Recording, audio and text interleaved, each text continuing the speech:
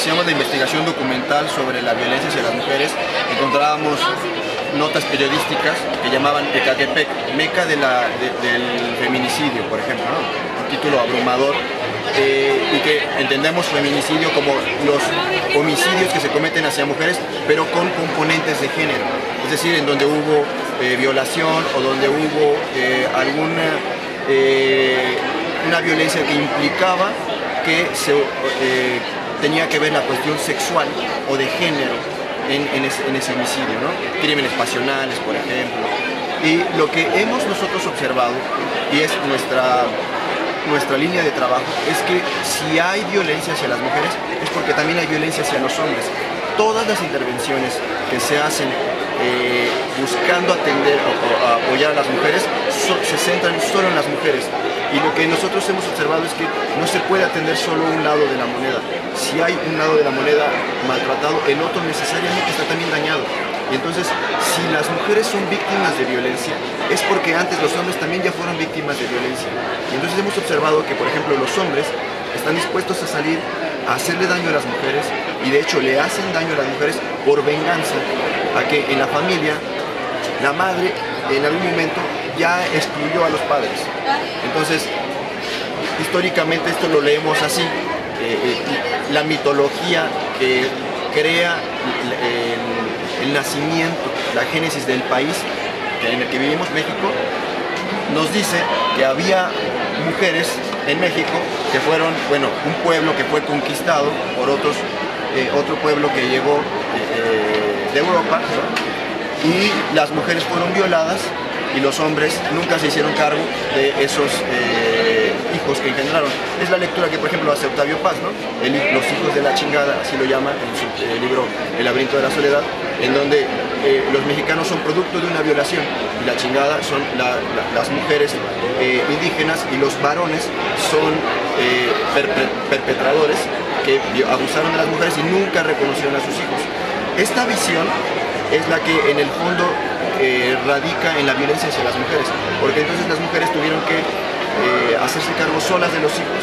Entonces dijeron, no, estamos bien sin los hombres, estamos bien sin ellos. Es decir, el conflicto racial que hay en México, por ejemplo, este conflicto donde se discrimina todo lo que tiene que ver con lo indígena y se aprecian todos los rasgos europeos, es esencialmente también un conflicto de género. Entonces, históricamente, socialmente, lo que se ha hecho es que las mujeres han tenido que cargar solas con los hijos y los hombres no han podido ocupar su lugar. Podemos notar que los hombres españoles o europeos que tenían hijos con indígenas no podían hacerse cargo de sus hijos porque su sociedad los rechazaba si admitían que habían tenido una familia fuera de sus matrimonios de su sociedad europea. Entonces, este conflicto es el que ha generado la violencia hacia las mujeres, en donde las madres no dejan tomar a los varones su lugar. Y entonces hay una desconfianza hacia los varones de que son irresponsables, de que son alcohólicos, de que no se hacen cargo en la familia, de que no les importan los hijos, y a las mujeres sí. Eso es lo que hace que los hombres puedan no respetar a las mujeres y puedan hacerles daño, porque ya en la familia la mamá no respetó el lugar del padre. Es una venganza social, una venganza sistémica familiar. Lo que pasó en otras generaciones afecta a nuestras generaciones. No está desvinculado de ningún modo. Por ejemplo, hemos notado una y otra vez, en los casos, por ejemplo, de las mujeres que maltratan a sus hijos, hay una dinámica particular, y es que en la línea en el linaje materno hubo un abandono. Entonces una abuelita no fue criada por la bisabuelita, y entonces ella engendra una mamá enojada, pero que en realidad el enojo viene de la abuelita, y eso genera una mujer que no puede hacerse cargo de sus hijos, que no puede en realidad mirarlos del todo. Y entonces nace una mamá, una mujer que después tiene hijos, que viene cargando ese enojo de ese linaje materno, y entonces cuando tiene a sus hijos se desespera muy pronto, y lo único que puede hacer es, para educarlos, golpearlos, insultarlos, porque lo que ocurrió en otra generación sigue repercutiendo en nuestras generaciones. Entonces, ¿cómo hacemos esta conexión? Dejando en paz los momentos que ocurrieron en las generaciones pasadas. Yo me fui a la construcción mítica de México, pero esto es algo que ocurre en generaciones más recientes. Es decir, cuando trabajamos con las personas no hablamos, a veces sí, de lo que ocurrió con la conquista de México, pero hablamos, por ejemplo, de lo que ocurre con el papá o con el abuelo. ¿Qué pasó con el papá? No, nunca estuvo, porque tuvo hijos con tal mujer y la mujer, cuando dio a luz, el hombre desapareció. Esa dinámica es justo la dinámica que ocurre en estas familias, en las familias mexicanas. Y esa dinámica es la que nosotros atendemos en el momento en que las personas de ahorita, los hijos o los padres que tienen problemas con sus propios padres, con los abuelos, logran dejar en paz eso que generó la dinámica que provocó la violencia. Okay, ¿como una reconciliación? Es totalmente una dinámica de reconciliación.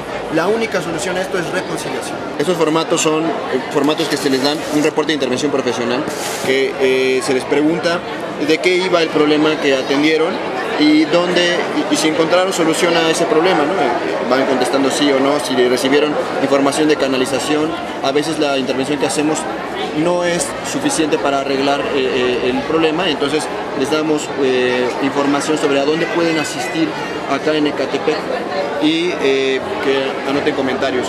En el caso de las mujeres, cada sesión preguntamos, como hay mucha rotación de gente que va a atender cuestiones de pareja sobre todo, preguntamos qué puntos fueron vistos en ese taller al que asistieron, o en cuál de esos puntos lograron obtener ellas o ellos también soluciones, resolver dudas, y en cuáles todavía necesitan más apoyo, y se les da también información de canalización.